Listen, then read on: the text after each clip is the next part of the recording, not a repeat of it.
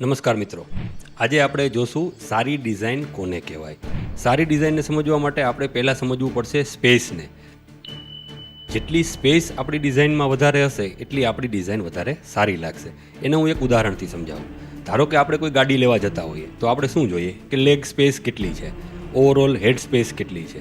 તો દરેક જગ્યાએ સ્પેસ જે છે એ પ્રીમિયમ ક્વોલિટી ડિફાઇન કરે છે.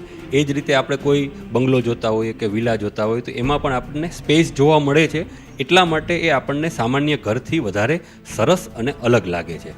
તો એ જ રીતે તમે કોઈ પ્રોડક્ટની ડિઝાઇન જોશો, સપોઝ એપલની કોઈ ડિઝાઇન જોશો, ગૂગલની કોઈ ડિઝાઇન જોશો, તો એમાં તમને સ્પેસ જોવા મળશે.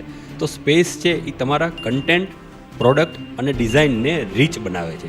તો હવે ક્યારેય પણ તમે કોઈ પણ વસ્તુની ડિઝાઇન કરાવતા હો તો એમાં જેટલી પણ તમે સ્પેસ વધારે રાખવાનો પ્રયત્ન કરશો એમ તમારી ડિઝાઇન વધારે સારી અને લોકોને જે મેસેજ પહોંચાડવો છે એ સરળતાથી પહોંચી જશે. ખૂબ ખૂબ આભાર.